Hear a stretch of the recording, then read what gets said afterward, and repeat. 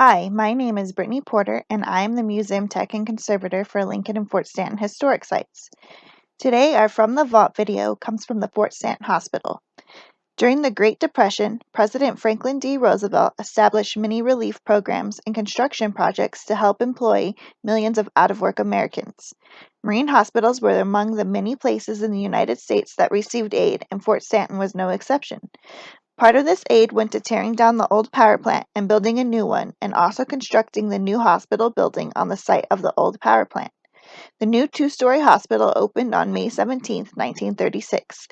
Fort Stanton was a very state-of-the-art tuberculosis hospital and research center. This led to the hospital having many state-of-the-art pieces of equipment like this blood bank. This blood bank was found in the basement of the hospital in 2018. Historic site staff had to carry the blood bank up the stairs of the basement. It is very heavy, so it took several people to do it.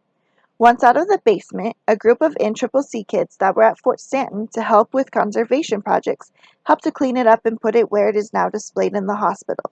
This blood bank is a Jewett Refrigerator Company model. The John C. Jewett Manufacturing Company, Inc., later the Jewett Refrigerator Company, began in 1849 in Buffalo, New York, making everything from iceboxes and bathtubs to bird cages and spittoons. They were pioneers in the development of home refrigerators and transitioned to electric refrigerators in the 1920s. It wasn't until the 1940s that they became leaders in refrigeration and equipment for healthcare. The story of how the company got into the healthcare business is an interesting one. The story is that one night in 1941, a pathologist was in a bar and noticed Jewett's Bevador. The Bevador was a round metal refrigerator that showcased beer and wine on its revolving shelves. The pathologist went to the company with the idea of making a similar revolving refrigerator for blood storage. Prior to this, blood was stored in conventional refrigerators.